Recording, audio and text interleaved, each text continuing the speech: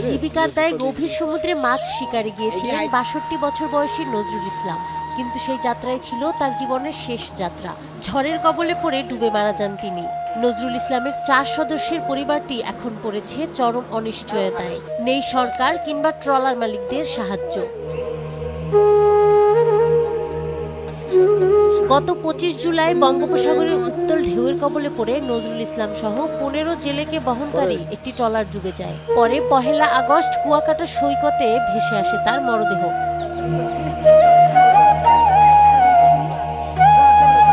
পরিবারের একমাত্র উপার্জনক্ষম ব্যক্তিকে হারিয়ে অসহায় হয়ে পড়েছে নজরুলের পরিবার। প্রতিবেশীর দেওয়া সামান্য সাহায্য দিয়ে চলছে তাদের সংসার। ট্রলার মালিক ও সরকার থেকে কোনো সাহায্য পাননি অভিযোগ পরিবারটির।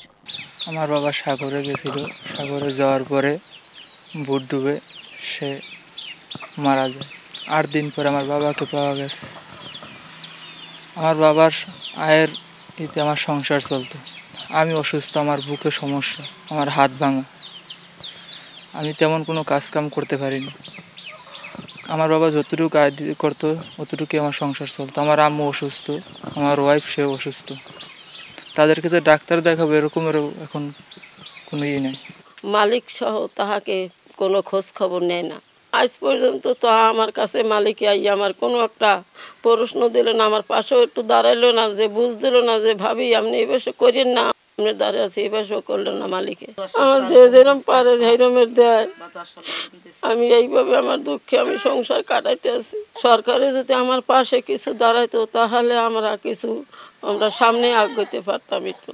নজরুলের পরিবারের মতোই এমন করুণ অবস্থা পটুয়াখালীর উপকূলের অসংখ্য পরিবারের। প্রতি বছর সমুদ্রে মাছ শিকারে গিয়ে প্রাণ হারান শত শত জেলে, যাদের লাশটুকুও পান না পরিবার। মাছ ধরতে যাওয়া জেলেদের অনেকেই বছরের পর বছর নিখোঁজ থাকেন। এনো নেটওয়ার্ক নাই, কিছু নাই, খবরও পায় না। কোনো কোম্পানিরা করতেছে আমার সম্পদ গেছে, সম্পদের তালাশ করলে মানুষের জরিমানাও কি দিতে হবে। আয়া বয়ে থাকবো, ২০ জন মানুষ গেছে, ১০ লাখ টাকা দেন, ২০ লাখ টাকা দেন। এই জন্য কোনো মালিক সম্পত্তিও টোকাইতে যায় না। একটা লোক মারা গেল, কোম্পানিরা মালিকেরা কি খবর নেয় না, মারা গেছে হয়তো ১০,০০০ টাকা দিয়ে দিয়েছে, এই বন্ধনে শেষ। আমাদের এই ধরনের কোনো কোম্পানি দিয়া সহযোগিতা করে না, যে জ্যাকেট ম্যাকেট দেয় না। আমরা দেখভাবেই হোক ওই ফুলুট বোর্ডে থাকে ওই পর্যন্ত যুদ্ধ করি। অনেক জালিয়া গেছে, অনেক মারা গেছে, দেখতে আছেন আপনারা। এই আমাদের জানের কোনো নিরাপত্তা নেই। গভীর সমুদ্রে গিয়ে প্রতি বছর নিখোঁজ জেলেদের তালিকা লম্বা হলেও সঠিক পরিসংখ্যান নেই সংশ্লিষ্ট কোনো দফতরে। শুধু সরকারি নিবন্ধিত কিছু জেলে পরিবার মৃত্যুর পর নামমাত্র অনুদান পেলেও বাকিরা তাও পান না, এমনটাই অভিযোগ জেলে পরিবারগুলোর। মনে করেন বন্যা হইলে আমাকে তো লাইন জ্যাকেট ম্যাকেট কিছুই নাই, যে মনে করেন বোট পরিয়ে গেলে বাসা লাগবে, হুদই বাসা লাগবে। হুদো কতক্ষণ মানুষ বাঁচতে পারে না বেশিক্ষণ। আবার মনে করেন মারা গেলে যে আরতদাররাও জিগাইবে না, আর বোট কোম্পানিরাও জিগাইবে না। তবে মৎস্য ব্যবসায়ীদের দাবি, দুর্ঘটনার পর মালিকরা সাধ্যমতো জেলেদের পাশে থাকার চেষ্টা করেন। যে সমস্ত লোকজন অ্যাক্সিডেন্ট হয়েছে এই মালিকেরা তাদেরকে মোটামুটি দাফন খরচ, বাড়িতে মিলাদের খরচ, এগুলো মালিকেরা বহন করে, সব মালিকেরাই করছে। সরকারের কাছে আমরা চাহিদা চাই, অনেক সময় মৎস্য ডিপার্টমেন্ট থেকে চাহিদা চাই যে আপনার ইউনিয়নের জেলেদের ভিতরে কেউ মারা গেছে কিনা রিসেন্টলি, তাইলে এই তালিকাটা দেন। তালিকাটা দিলে সরকারের ওই ফান্ডে বরাদ্দ থাকলে ৫০,০০০ টাকা করে একজনকে সহায়তা করে।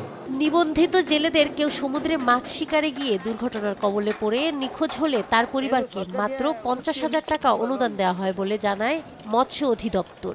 ১৭ লক্ষ আমাদের নিবন্ধিত জেলে রয়েছে।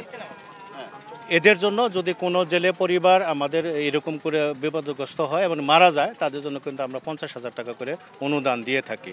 তো এরকম তথ্য যদি আমাদের কাছে আসে, আজকেও আসে, কালকেও আসে, তাহলে কিন্তু আমরা সহজেই এটা আমরা দিতে পারি। এটুকু আমাদের বর্তমান উদ্যোগ রয়েছে। উপকূলের জেলে পরিবারগুলোর এই শোকের স্রোত থামাতে এখনই প্রয়োজন কার্যকর উদ্যোগ, নিবন্ধিত অনিবন্ধিত সকল জেলেদের নিরাপত্তা ও প্রতিটি পরিবারের স্থায়ী আর্থিক সহায়তা। নাহার বৃষ্টি, নিউজ ডেস্ক, দেশ টিভি।